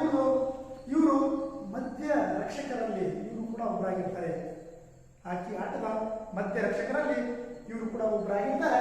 ಉತ್ತಮವಾದಂತಹ ಕ್ರೀಡಾಪಟು, ಉತ್ತಮವಾದಂತಹ ಪ್ರತಿಭೆ ಉಳ್ಳಂತಹ ಕ್ರೀಡಾಪಟು ಅಜಿತ್ ಪಾಲ್ ಸಿಂಗ್ ಆಗಿದ್ದಾರೆ. ವಿದ್ಯಾರ್ಥಿಗಳ ನೆನಪಲ್ಲಿ 1968ರಲ್ಲಿ ನಡೆದಂತಹ ಮೆಕ್ಸಿಕೋ ಒಲಿಂಪಿಕ್ಸ್ನಲ್ಲಿ ಭಾರತವನ್ನು ಪ್ರತಿನಿಧಿಸಿದ್ರು. 1968ರಲ್ಲಿ ಮೆಕ್ಸಿಕೋದಲ್ಲಿ ನಡೆದಂತಹ ಒಲಿಂಪಿಕ್ಸ್ನಲ್ಲಿ ಭಾರತವನ್ನು ಪ್ರತಿನಿಧಿಸಿದಂತಹ ಅಜಿತ್ ಪಾಲ್ ಸಿಂಗ್ ಅವರು ಅದ್ಭುತವಾದಂತಹ ಕ್ರೀಡಾಪಟುವಾಗಿದ್ರು, ಅತ್ಯದ್ಭುತವಾದಂತಹ ಪ್ರತಿಭೆಯುಳ್ಳವರಾಗಿದ್ರು. ಯಾರು? ಅಜಿತ್ ಪಾಲ್ ಸಿಂಗ್. ನೆನಪಿರಲಿ 1976ರ ಮಾಂಟ್ರಿಯಲ್ ಒಲಿಂಪಿಕ್ಸ್. ನೋಡ್ರಿ, ಮಾಂಟ್ರಿಯಲ್ ಒಲಿಂಪಿಕ್ಸ್ ಅಂತ ಹೇಳಿದ್ರೆ ಬಂದ್ಬಿಟ್ಟೆ ಒಂದು ನೆನಪಿಗೆ ಬರುತ್ತೆ ಅಲ್ವಾ? ಕೃತಕ ಅಂಕಣದಲ್ಲಿ ಆಡಿಸಿದಂತಹ ಮೊದಲನೇ ಒಲಿಂಪಿಕ್ಸ್ ಪಂದ್ಯ ಮಾಂಟ್ರಿಯಲ್ ಒಲಿಂಪಿಕ್ಸ್ ನಲ್ಲಿ ಮಾತ್ರ ಮೊಟ್ಟ ಮೊದಲನೇ ಬಾರಿಗೆ ಕೃತಕ ಅಂಕಣದಲ್ಲಿ ಆಡಿಸಿದ್ರು ವಿದ್ಯಾರ್ಥಿಗಳೇ. ಎಷ್ಟರಲ್ಲಿ? 1976ರ ಮಾಂಟ್ರಿಯಲ್ ಒಲಿಂಪಿಕ್ಸ್ ನಲ್ಲಿ. ಆ ಒಲಿಂಪಿಕ್ಸ್ ತಂಡದ ನಾಯಕರಾಗಿಯೂ ಕೂಡ ಭಾರತ ತಂಡದ ನಾಯಕರಾಗಿ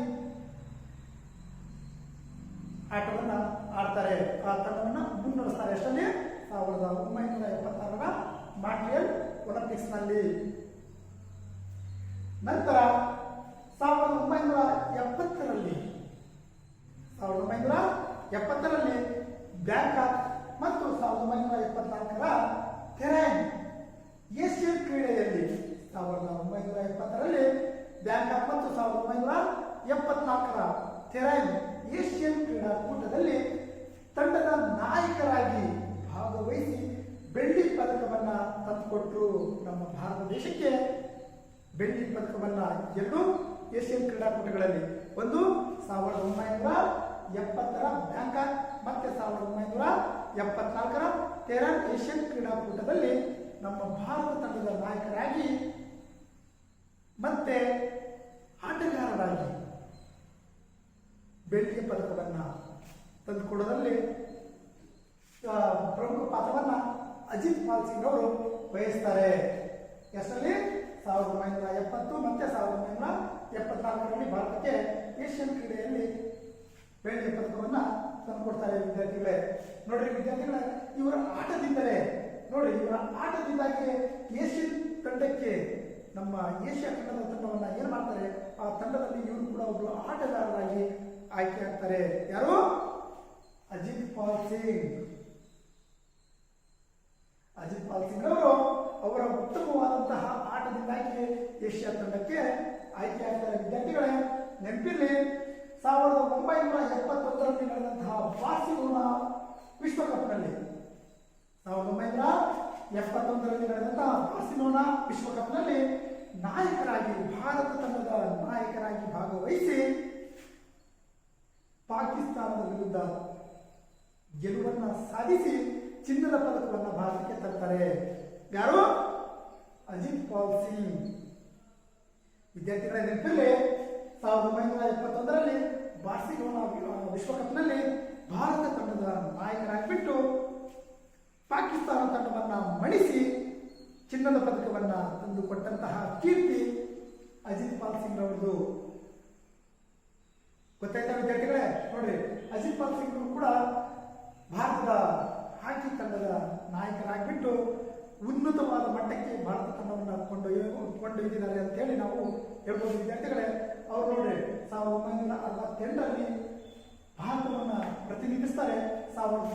ಮೊದಲಿಗೆ ಅವರು ಪ್ರತಿನಿಧಿಸಿದ್ದು ಕೊನೆಗೂ ಬಂಗಾರದ ಪದಕವನ್ನು ತಂದುಕೊಟ್ಟು ಅವರು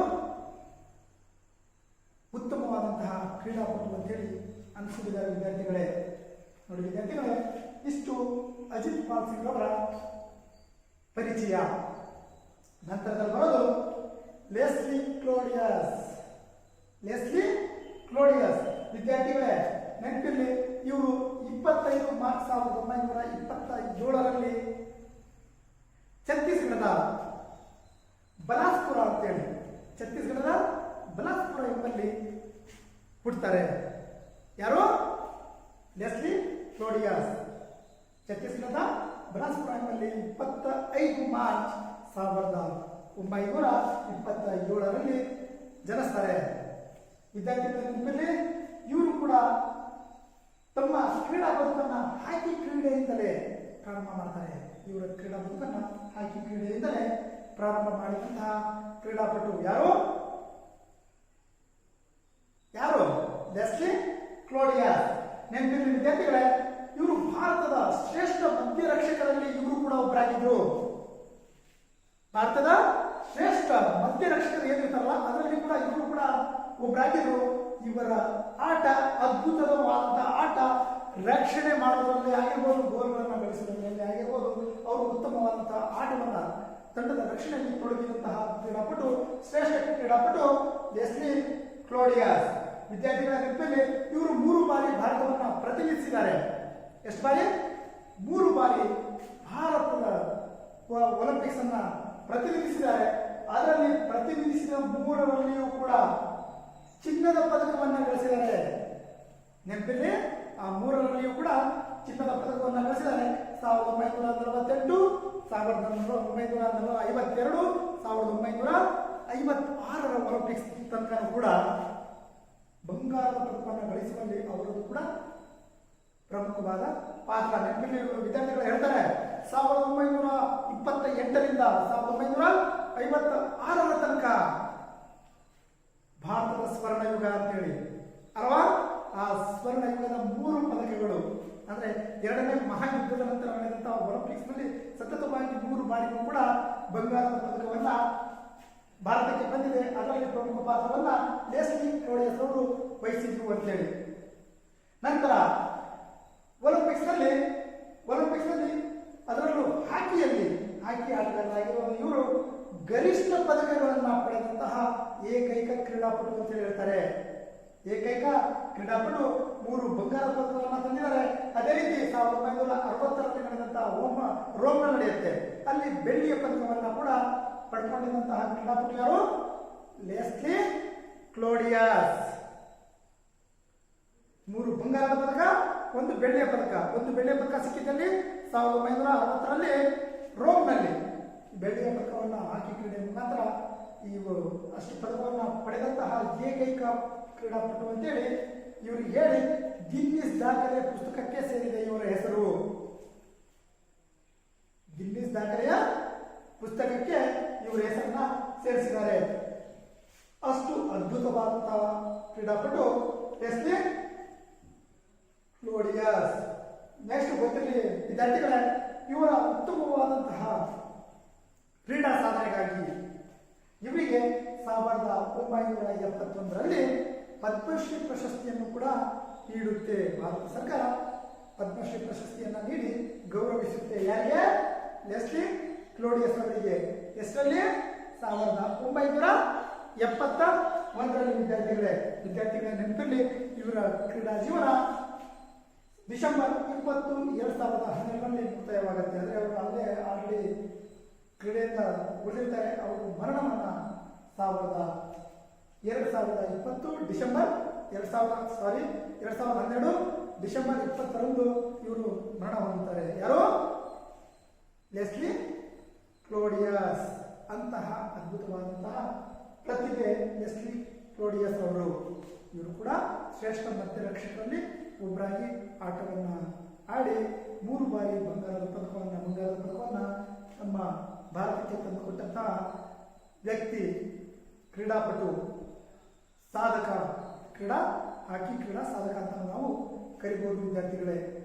ನಂತರ ಇನ್ನೊಬ್ಬರು ಪರಿಚಯ ಬರೋಣ, doctor M P Ganesh. Doctor M P Ganesh ಅನ್ಕೊಳ್ಳೆ ಈ ಹೆಸರೆಲ್ಲೋ ಕೇಳಿದೀವಲ್ಲ, ಕೇಳಿರಲೇಬೇಕು. ಯಾಕಂದರೆ ಇವರು ನಮ್ಮ ಕರ್ನಾಟಕದವರು, ಅದರಲ್ಲೂ ಕೂಡ ಕೊಡಗಿನವರು, ವೀರ ಕೊಡವ ಅಂತಾನೆ ನಾವು ಕರಿಬೋದು ಅವರನ್ನ, ಅಲ್ವಾ? ನೋಡಿ ವಿದ್ಯಾರ್ಥಿಗಳೇ, ನೆನಪಿಗೆ ಜುಲೈ 8, 1948ರಲ್ಲಿ ಕೊಡಗು ಜಿಲ್ಲೆಯ ಮಡಿಕೇರಿ ತಾಲೂಕಿನ ಸುಂಟಿಕೊಪ್ಪದ ಹತ್ತಿರ ಬರುವಂತಹ ಒಂದು ಊರು ಅಂದಗೋವೆ ಅಂತೇಳಿ. ಯಾವೂರು? ಅಂದಗೋವೆ. ಕೊಡಗು ಜಿಲ್ಲೆಯ ಮಡಿಕೇರಿ ತಾಲೂಕಿನ ಶುಂಠಿಕೊಪ್ಪ ಬಳಿಯ ಅಂದಗೋವೆ ಅನ್ನೋ ಊರಿನಲ್ಲಿ ಕೊಡವ ಕುಟುಂಬದಲ್ಲಿ ಜನಿಸಿದಂತಹ MP ಗಣೇಶ್ ಅವರು ಹಾಕಿಯಲ್ಲಿ ಶ್ರೇಷ್ಠ ಸಾಧನೆಯನ್ನ ಮಾಡಿರುವಂತರು, ಅಲ್ವಾ ವಿದ್ಯಾರ್ಥಿಗಳೇ? ಎಲ್ರಿಗೂ ಗೊತ್ತು MP ಗಣೇಶ್. ನೋಡಿ ವಿದ್ಯಾರ್ಥಿಗಳೇ, MP ಗಣೇಶ್ ಅಂದ್ರೆ ಅವರ ಪೂರ್ಣ ಹೆಸರು ಮೊಳ್ಳೇರ ಪೂವಯ್ಯ ಗಣೇಶ್. ಮೊಳ್ಳೇರ ಪೂವಯ್ಯ ಗಣೇಶ್ ಅಂತೇಳಿ MP ಗಣೇಶ್ ಅಂತ ಕರಿತೀವಲ್ವಾ? ಎಂ ಅಂದ್ರೆ ಮೊಳ್ಳೇರ, ಪಿ ಅಂದ್ರೆ ಪೂವಯ್ಯ ಗಣೇಶ್.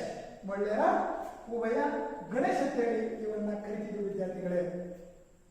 ವಿದ್ಯಾರ್ಥಿಗಳೇ. ಇವರು ಕೂಡ ಹಾಕಿ ಆಟದಲ್ಲಿ ಮಿಂಚನ್ನ ಹರಿಸಿದಂತಹ ಕ್ರೀಡಾಪಟು ಅಂತ ಹೇಳ್ಬೋದು. ಯಾರು? MP ಗಣೇಶ್ ಅವರು ಹಾಕಿ ಆಟದಲ್ಲಿ ಇವರು ಮಿಂಚನ್ನ ಹರಿಸಿದ್ದಾರೆ. ವಿದ್ಯಾರ್ಥಿಗಳ ನೆನಪಲ್ಲಿ ಇವರು ಕೂಡ PUC ಓದುತ್ತಿರುವಾಗಲೇ ಸೈನ್ಯಕ್ಕೆ ಸೇರಿದಂತಹ ಕ್ರೀಡಾಪಟು. ಇನ್ನು PUC ಓದುವಾಗಲೇ ಭಾರತೀಯ ಸೈನ್ಯಕ್ಕೆ ಸೇರಿದಂತರು. ಅಲ್ಲಿ ಇವರು ಮೊದಲಿಗೆ ಹಾಕಿ ಅಂದ್ರೆ ಇವ್ರಿಗೆ ಗೊತ್ತಿರಲ್ಲ, ಇವರು ಆಡಿದಂತಹ ಆಟ ಫುಟ್ಬಾಲ್. ಇವರ ನೆಚ್ಚಿನ ಆಟ ಫುಟ್ಬಾಲ್ ಅನ್ನು ತುಂಬಾನೇ ಉತ್ತಮವಾಗಿ ಆಡ್ತಿದ್ರು. 1960ರಿಂದ 1964ರ ತನಕ ಜಿಲ್ಲಾ ತಂಡವನ್ನ ಪ್ರತಿನಿಧಿಸಿದ್ರು. ಯಾರು? MP ಗಣೇಶ್ ಅವರು. ಸೈನ್ಯದಲ್ಲಿ ಸೇರ್ಕೊಂಡಿರ್ತಾರಲ್ವಾ, ಅವಾಗ ಈ ಹಾಕಿ ಸ್ಟಿಕ್ ಅನ್ನ ಹಿಡಿದು ಸ್ವಲ್ಪ ಆಡೋದನ್ನ ನೋಡ್ತಾರೆ. ಅವರ ಮೇಲಧಿಕಾರಿಗಳನ್ನು ನೋಡ್ಬಿಟ್ಟು ಇವರು ಹಾಕಿಯನ್ನು ಕೂಡ ಯಾಕೆ ಶ್ರೇಷ್ಠ ಆಟಗಾರನಾಗಬಾರ್ದು, ನೀವು ಚೆನ್ನಾಗಿ ಆಡ್ತೀಯ, ಆಡು ಹಾಕಿಯನ್ನ ಅಂತೇಳಿ ಇವರಿಗೆ ಹೇಳಿ ಹಾಕಿ ಆಟವನ್ನು ಆಡಿಸಲಿಕ್ಕೆ ಪ್ರಾರಂಭಿಸ್ತಾರೆ. ಅಲ್ಲಿಂದ ಅವರ ಹಾಕಿ ಜೀವನ ಪ್ರಾರಂಭವಾಗುತ್ತೆ. ವಿದ್ಯಾರ್ಥಿಗಳ ನೆನಪಲ್ಲಿ ಇವರ ಹಾಕಿ ಜೀವನವನ್ನ ಪ್ರಾರಂಭ ಮಾಡಿದ ನಂತರ ಎಂತಹ ಉನ್ನತವಾದಂತಹ ಪ್ರದರ್ಶನಗಳನ್ನ ಮಾಡ್ತಾರೆ ಅಂದ್ರೆ ಇವರಿಗೆ ಕೆಲವೊಂದು ಬಿರುದುಗಳಿದ್ದಾವೆ. ಆ ಬಿರುದುಗಳನ್ನ ಮೊದಲು ಹೇಳ್ತಿದ್ವಿ ವಿದ್ಯಾರ್ಥಿಗಳೇ. ಇವರಿಗೆ ಮಿಂಚಿನ ವೇಗದ ಕ್ರೀಡಾಪಟು ಅಂತ ಕರೀತಿದ್ರು. ಏನೋ ಇವರ ಆಟವನ್ನ ನೋಡಿ, ಇವರ ಆಟದ ಶೈಲಿಯನ್ನ ನೋಡ್ಬಿಟ್ಟು ಇವರನ್ನ ಮಿಂಚಿನ ವೇಗದ ಕ್ರೀಡಾಪಟು ಅಂತ ಕರಿತಿದ್ರು. ನಂತರದಲ್ಲಿ ಇವರನ್ನ ಭಾರತದ ಹುಲಿ ಅಂತ ಕೂಡ ಕರಿತಿದ್ರು. ಭಾರತದ ಹುಲಿ ಅಂತೇಳಿ ಕೂಡ ಕರಿತಿದ್ರು. ಇವರನ್ನ ನಂದ ಅಂತೇಳಿ ಕೂಡ ಕರಿತಿದ್ರು. ಯಾರನ್ನ? MP ಗಣೇಶ್ ಅವರನ್ನ. ನೆನಪಿಗೆ ವಿದ್ಯಾರ್ಥಿಗಳೇ, ಇವರು ಹಾಕಿಯಲ್ಲಿ ರೈಟ್ ಔಟ್ ಸ್ಥಾನದಲ್ಲಿ ಆಡ್ತಿದ್ರು. ಇವರು ಹಾಕಿಯಲ್ಲಿ ರೈಟ್ ಔಟ್ ಸ್ಥಾನದಲ್ಲಿ ಕೂಡ ಆಡ್ತಿದ್ದಂತಹ ಕ್ರೀಡಾಪಟು ಯಾರು? ಮೇಜರ್ ಧ್ಯಾನ್ ಚಂದ್. ವಿದ್ಯಾರ್ಥಿಗಳ ನೆನಪಿಲ್ಲಿ ಇವರು ಉನ್ನತ ಅಧಿಕಾರಿ. ನಾನು ಹೇಳಿದೆ ಇವರ ಆಟವನ್ನ ನೋಡಿ ಇವರನ್ನ ನಂದ ಅಂತ ಹೇಳಿ ಕರಿತಿದ್ರು ಅಂತ ಕೂಡ ನಾನು ಹೇಳಿದೆ. ಇವರು ಭಾರತದ 3 ವಿಶ್ವಕಪ್ಗಳಲ್ಲಿ ಇವರು ಪ್ರತಿನಿಧಿಸಿದ್ದಾರೆ. ಯಾರು? ಡಾಕ್ಟರ್ MP ಗಣೇಶ್ ಅವರು. ಎಷ್ಟು ವಿಶ್ವಕಪ್? 3 ವಿಶ್ವಕಪ್ಗಳನ್ನ ಪ್ರತಿನಿಧಿಸಿದ್ದಾರೆ. ಅದರಲ್ಲಿ 1971ರಲ್ಲಿ ಬಾರ್ಸಿಲೋನಾ ವಿಶ್ವಕಪ್ನಲ್ಲಿ ಅವರು ಕಂಚಿನ ಪದಕವನ್ನು ಗಳಿಸ್ತಾರೆ. ಬಾರ್ಸಿಲೋನಾದಲ್ಲಿ ನಡೆದಂತಹ ಕ್ರೀಡಾಕೂಟದಲ್ಲಿ 1971ರಲ್ಲಿ ಕಂಚಿನ ಪದಕವನ್ನ ಗಳಿಸ್ತಾರೆ ವಿದ್ಯಾರ್ಥಿಗಳೇ. ನಂತರ ನೋಡಿ 1973ರಲ್ಲಿ ನಡೆದಂತಹ ಆಮ್ಸ್ಟರ್ಡ್ಯಾಮ್ನಲ್ಲಿ ನಡೆದಂತಹ ಕ್ರೀಡಾಕೂಟದಲ್ಲಿ ತಂಡದ ನಾಯಕರಾಗಿ, ಭಾರತ ತಂಡದ ನಾಯಕರಾಗಿ ಬೆಳ್ಳಿ ಪದಕವನ್ನ ಗಳಿಸ್ತಾರೆ. ಯಾರು? MP ಗಣೇಶ್ ಅವರ ನೇತೃತ್ವದಲ್ಲಿ, ನಾಯಕತ್ವದಲ್ಲಿ 1973ರಲ್ಲಿ ನಡೆದಂತಹ ಕ್ರೀಡಾಕೂಟದಲ್ಲಿ ಬೆಳ್ಳಿಯ ಪದಕವನ್ನು ಗಳಿಸ್ತಾರೆ. ನಂತರದಲ್ಲಿ 1972ರಲ್ಲಿ ನಡೆದಂತಹ ಮ್ಯೂನಿಚ್ ಒಲಿಂಪಿಕ್ಸ್ ನಲ್ಲಿ ಕಂಚಿನ ಪದಕವನ್ನ ಭಾರತ ತಂಡ ಗಳಿಸುತ್ತೆ. 1972 72ರಲ್ಲಿ ನಡೆದಂತಹ ಮ್ಯೂನಿಚ್ ಒಲಿಂಪಿಕ್ಸ್ನಲ್ಲಿ ಕಂಚಿನ ಪದಕವನ್ನು ಗಳಿಸ್ತಾರೆ. ಯಾರ ನೇತೃತ್ವದಲ್ಲಿ? ಡಾಕ್ಟರ್ ಎಂ ಪಿ ಗಣೇಶ್ ಅವರ ನೇತೃತ್ವದಲ್ಲಿ, ನಾಯಕತ್ವದಲ್ಲಿ. ನಂತರದಲ್ಲಿ 1972ರಲ್ಲಿಯೇ ಇವರ ಅತ್ಯದ್ಭುತ ಕ್ರೀಡಾ ಕೌಶಲ್ಯ ತಂತ್ರಗಳನ್ನು ನೋಡಿದಂತಹ ವಿಶ್ವ ತಂಡದವರು ಇವರಿಗೆ ವಿಶ್ವ 11 ತಂಡಕ್ಕೆ ಆಯ್ಕೆಯನ್ನು ಮಾಡ್ಕೊತಾರೆ. ಇವರ ಅತ್ಯದ್ಭುತ ಪ್ರದರ್ಶನವನ್ನು ನೋಡಿ, ಹಾಕಿ ಪ್ರದರ್ಶನವನ್ನು ನೋಡಿ, ಹಾಕಿ ವಿಶ್ವ 11 ತಂಡಕ್ಕೆ ಆಯ್ಕೆ ಮಾಡ್ಕೊತಾರೆ ವಿದ್ಯಾರ್ಥಿಗಳೇ. ನಂತರ 1970ರಿಂದ 1974ರ ತನಕ ಏಷ್ಯಾ ತಂಡದ ಪರವಾಗಿ ಆಡ್ತಾರೆ. ಏಷ್ಯಾ ತಂಡದ ಪರವಾಗಿ 1970ರಿಂದ 1974ರ ತನಕ ಕೂಡ ಆಡ್ತಾರೆ ವಿದ್ಯಾರ್ಥಿಗಳೇ. ನಂತರದಲ್ಲಿ 1973ರಲ್ಲಿ ಎಷ್ಟರಲ್ಲಿ? 1973ರಲ್ಲಿ ಅರ್ಜುನ ಪ್ರಶಸ್ತಿಯನ್ನು ನೀಡ್ತಾರೆ. ಅರ್ಜುನ ಪ್ರಶಸ್ತಿಯನ್ನು ನೀಡಿ ಗೌರವಿಸುತ್ತಾರೆ. ಯಾರಿಗೆ? ಎಂ ಪಿ ಗಣೇಶ್ ಅವರಿಗೆ 1973ರಲ್ಲಿಯೇ ಅರ್ಜುನ ಪ್ರಶಸ್ತಿಯನ್ನು ನೀಡ್ತಾರೆ ವಿದ್ಯಾರ್ಥಿಗಳೇ. ನಂತರ ಗೊತ್ತಿರಲಿ, ಅನೇಕ ವರ್ಷಗಳ ಕಾಲ ಭಾರತ ತಂಡದ ತರಬೇತುದಾರರಾಗಿ ಕೆಲಸವನ್ನು ನಿರ್ವಹಿಸ್ತಾರೆ. ಒಬ್ಬ ಆಟಗಾರರಾಗಿ ಆಟವನ್ನು ಆಡ್ತಾರೆ. ನಂತರದಲ್ಲಿ ಭಾರತ ತಂಡವನ್ನು ಏನಾದರೂ ಮಾಡಿ ಇನ್ನ ಬಲಿಷ್ಠ ಹಾಕಿ ತಂಡವನ್ನು ಮಾಡಬೇಕಂತೇಳಿ ತರಬೇತುದಾರರಾಗಿಯೂ ಕೂಡ ಕೆಲಸವನ್ನು ನಿರ್ವಹಿಸ್ತಾರೆ. ನಂತರದಲ್ಲಿ 1998ರಲ್ಲಿ ಕಾಮನ್ವೆಲ್ತ್ ಮತ್ತು ಬ್ಯಾಂಕಾಕ್ ಏಷ್ಯನ್ ಕ್ರೀಡಾಕೂಟಗಳಿಗೆ ತರಬೇತಿ ಸಮಿತಿಗೆ ಏನು ಈಗ ಕಾಮನ್ವೆಲ್ತ್ ಗೇಮ್ಸ್ ಅಲ್ಲಿ ಭಾಗವಹಿಸಬೇಕು, ಬ್ಯಾಂಕಾಕ್ನಲ್ಲಿ ಏಷ್ಯನ್ ಗೇಮ್ಸ್ ಕೂಡ ನಡೆಯುತ್ತೆ. ಅದಕ್ಕಂತೇಳಿ ನಮ್ಮ ಭಾರತ ತಂಡವನ್ನು ಏನ್ ಮಾಡಬೇಕು? ಬಲಿಷ್ಠ ತಂಡವನ್ನಾಗಿ ಮಾಡಬೇಕು ಅಂತೇಳಿ ತರಬೇತಿ ಸಮಿತಿಗೆ, ಭಾರತ ತಂಡದ ತರಬೇತಿ ಸಮಿತಿಗೆ ಅಧ್ಯಕ್ಷರಾಗಿ ಆಯ್ಕೆಯಾಗ್ತಾರೆ ವಿದ್ಯಾರ್ಥಿಗಳೇ. ನಂತರ ಗೊತ್ತಿದೆ, ಭಾರತದ ಪ್ರತಿಷ್ಠಿತ ಕ್ರೀಡಾ ಸಂಸ್ಥೆಯಾದಂತಹ SAI ಅಂದ್ರೆ ಸಾಯಿ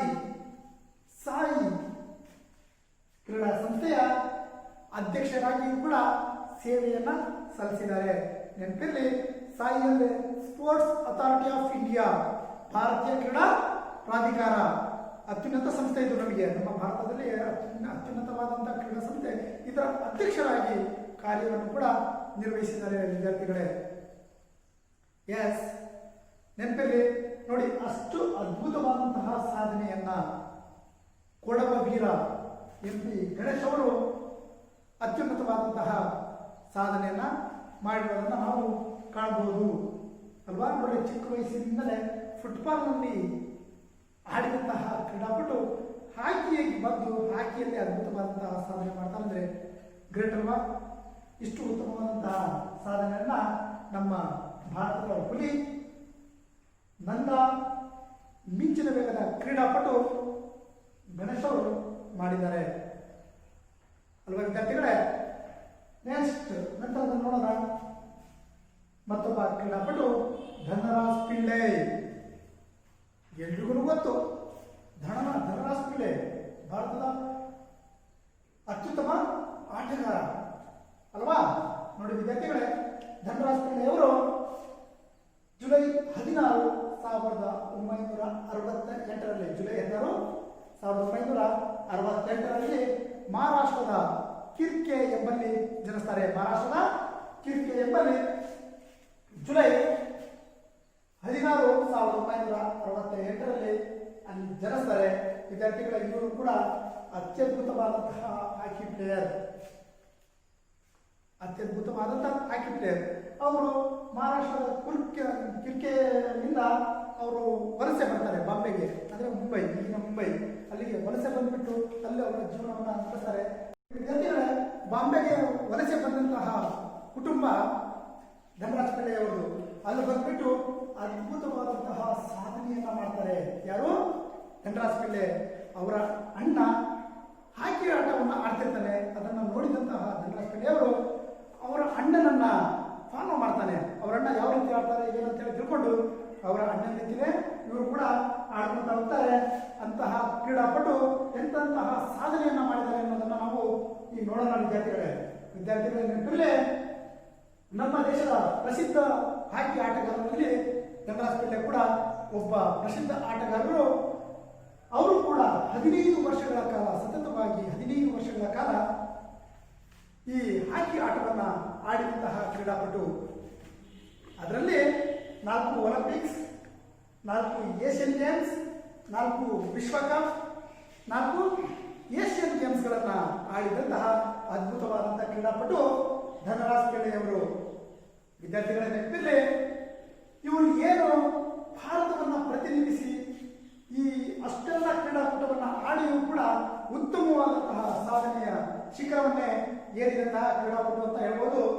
ಇವರು ಬ್ಯಾಂಕಾಕ್ನ ನೋಡಿ ವಿದ್ಯಾರ್ಥಿಗಳೇ, ಇವರು ಬ್ಯಾಂಕಾಕ್ನ ಏಷ್ಯನ್ ಗೇಮ್ಸ್ನಲ್ಲಿ ಅತ್ಯಧಿಕ ಗೋಲುಗಳನ್ನು ಗಳಿಸಿಬಿಟ್ಟು ಭಾರತಕ್ಕೆ ಗೆಲುವಿನ ದಳವನ್ನು ಸೇರಿಸಿದಂತಹ ಕ್ರೀಡಾಪಟು ಯಾರು? ಧನರಾಜ್ ಪಿಳ್ಳೆ. ನಂತರದಲ್ಲಿ 1994ರ ಸಿಡ್ನಿ ಒಲಿಂಪಿಕ್ಸ್ನಲ್ಲಿ ಸಿಡ್ನಿ ವಿಶ್ವಕಪ್ನಲ್ಲಿ ಇವರು ತಮ್ಮ ಅತ್ಯುತ್ತಮ ಆಟದಿಂದಾಗಿ ಎಲ್ಲರ ಪ್ರೀತಿಗೆ ಎಲ್ಲರ ಮೆಚ್ಚುಗೆಗೆ ಪಾತ್ರರಾಗುತ್ತಾರೆ. ಅಲ್ಲಿಂದ ಅವ್ರು ಏನ್ ಮಾಡ್ತಾರೆ, ವಿಶ್ವ ತಂಡಕ್ಕೆ ಆಯ್ಕೆ ಮಾಡ್ಕೊತಾರೆ. ಯಾರನ್ನ? ಧನರಾಜ್ ಪಿಳ್ಳೆಯವರನ್ನ. ನೆನಪಿನ ವಿದ್ಯಾರ್ಥಿಗಳೇ, ಅವರೇನು ವಿಶ್ವ ತಂಡಕ್ಕೆ ಆಯ್ಕೆ ಆಗ್ತಾರೆ ಅವರು ಕೂಡ ಉತ್ತಮವಾದಂತಹ ಪ್ರದರ್ಶನವನ್ನ ನೀಡ್ತಾರೆ. ಇವರು ಭಾರತೀಯ ಏಕೈಕ ಕ್ರೀಡಾಪಟು ವಿಶ್ವ ತಂಡಕ್ಕೆ ಆಯ್ಕೆಯಾದಂತಹ ಉತ್ತಮವಾದಂತಹ ಒಬ್ಬ ಕ್ರೀಡಾಪಟು ಅಂತೇಳಿ ಹೇಳ್ತೀವಿ ವಿದ್ಯಾರ್ಥಿಗಳೇ. ನಂತರ 1999ರಲ್ಲಿ ಇವರಿಗೆ ಶ್ರೇಷ್ಠವಾದಂತಹ ಭಾರತದ ಶ್ರೇಷ್ಠ ಪ್ರಶಸ್ತಿ, ಕ್ರೀಡಾ ಪ್ರಶಸ್ತಿಯಾದಂತಹ ರಾಜೀವ್ ಗಾಂಧಿ ಖೇಲ್ ರತ್ನ ಪ್ರಶಸ್ತಿಯನ್ನ ನೀಡ್ತಾರೆ. ಎಷ್ಟರಲ್ಲಿ? 1999ರಲ್ಲಿ. ನಂತರ 2000 ಇಸ್ವಿಯಲ್ಲಿ ಪದ್ಮಶ್ರೀ ಪ್ರಶಸ್ತಿಯನ್ನ ನೀಡಿ ಗೌರವಿಸುತ್ತಾರೆ. ವಿದ್ಯಾರ್ಥಿಗಳೇ, 1999 ರಾಜೀವ್ ಗಾಂಧಿ ಖೇಲ್ ರತ್ನ ಪ್ರಶಸ್ತಿ. 2000 ಇಸ್ವಿಯಲ್ಲಿ ಅವರಿಗೆ ಯಾವ ಪ್ರಶಸ್ತಿಯನ್ನ ನೀಡ್ತಾರೆ? ಪದ್ಮಶ್ರೀ ಪ್ರಶಸ್ತಿಯನ್ನ ನೀಡುತ್ತಾರೆ. ನಂತರ ಅವರು 1989ರಿಂದ 2004ರ ತನಕ 1999ರಿಂದ 2004ರ ತನಕ ಇವರು ಒಟ್ಟು 339 ಪಂದ್ಯಗಳನ್ನ ಎಷ್ಟು 339 ಪಂದ್ಯಗಳನ್ನ ಆಡಿ ಇವರ ಕ್ರೀಡಾ ಜೀವನವನ್ನು ಸಾಗಿಸಿದ್ದಾರೆ. ವಿದ್ಯಾರ್ಥಿಗಳೇ, ಅವರ ಸಾಧನೆ ಅಲ್ಲಿಗೆ ನಿಲ್ಲಿಲ್ಲ. ನಂತರದಲ್ಲಿ ಇನ್ನು ರಾಜಕೀಯ ಕ್ಷೇತ್ರದಲ್ಲಿ ಬಂದು ಏನಾದರೂ ಒಂದು ಒಳ್ಳೇದು ಮಾಡ್ಬೇಕಂತೇಳಿ 2014ರಲ್ಲಿ ರಾಜಕೀಯ ಪ್ರವೇಶ ಮಾಡ್ತಾರೆ. ಅದು ಆಮ್ ಆದ್ಮಿ ಪಕ್ಷದ ವತಿಯಿಂದ ಅವರು ಈಗ ರಾಜಕೀಯದಲ್ಲಿ ತೊಡಗಿದ್ದಾರೆ. ವಿದ್ಯಾರ್ಥಿಗಳೇ ನೋಡಿ ವಿದ್ಯಾರ್ಥಿಗಳೇ, ಕ್ರೀಡೆಯಲ್ಲಿ ಅಂದರೆ ಹಾಕಿಯಲ್ಲಿ ಉತ್ತಮವಾದಂತಹ ಸಾಧನೆಯನ್ನ ಮಾಡಿದಂತಹ ಧನರಾಜ್ ಪಿಳ್ಳೆಯವರು ಭಾರತ ತಂಡದ ಶ್ರೇಷ್ಠ ಹಾಕಿ ಪಟು ಅಂತೇಳಿ ಕರೀತಾರೆ. ಅಂತಹ ಅದ್ಭುತವಾದಂತಹ ಕ್ರೀಡಾಪಟು ಯಾರು? ಧನರಾಜ್ ಪಿಳ್ಳೆ. ವಿದ್ಯಾರ್ಥಿಗಳೇ, ಇದರಲ್ಲಿ ಈಗ ಏನು 5 ಜನ ಭಾರತೀಯ ಹಾಕಿ ಆಟಗಾರರ ಪರಿಚಯವನ್ನು ಮಾಡಿಕೊಟ್ಟಿದ್ದೀನಿ. ಇದರಲ್ಲಿ ಏನಾದರೂ ನಿಮಗೆ ಡೌಟ್ಸ್ಗಳಿದ್ರೆ ಕೇಳಬಹುದು. ಇದರಲ್ಲಿ ಏನಾದರೂ ಡೌಟ್ಸ್ಗಳಿದ್ರೆ ಕೇಳಬಹುದು ವಿದ್ಯಾರ್ಥಿಗಳೇ. ಇನ್ನ ನಂತರದ ಕ್ರೀಡಾಪಟುಗಳ ಪರಿಚಯವನ್ನ ನಂತರದ ಅವಧಿಯಲ್ಲಿ ತಿಳಿಸ್ತೀನಿ. ಇದರಲ್ಲಿ ಏನಾದರೂ ಡೌಟ್ಸ್ ಇದೆಯಾ? ಮೇಜರ್ ಧ್ಯಾನ್ ಚಂದ್ ಆಗಿರ್ಬೋದು, ಹಾಕಿ ಮಾಂತ್ರಿಕ. ನಂತರದಲ್ಲಿ ಅಜಿತ್ ಪಾಲ್ ಸಿಂಗ್ ಆಗಿರ್ಬೋದು. ನಂತರದಲ್ಲಿ ಲೆಸ್ಲಿ ಕ್ಲೋಡಿಯಸ್ ಹಾಗೂ MP ಗಣೇಶ್. ನಂತರ ಧನರಾಜ್ ಪಿಳ್ಳೆ. ಇವರ ಸ್ವಲ್ಪ ಮಾಹಿತಿಯನ್ನು ನೀಡಿದ್ದೀನಿ. ಇನ್ನ ಪರಿಚಯ, ನಂತರದ ಕ್ರೀಡಾಪಟುಗಳ ಪರಿಚಯವನ್ನ ನಂತರದ ತರಗತಿಯಲ್ಲಿ ಮಾಡಿಕೊಡ್ತೀನಿ ವಿದ್ಯಾರ್ಥಿಗಳೇ. ಇಷ್ಟು ಹೇಳಿ ಮುಗಿಸ್ತೀನಿ.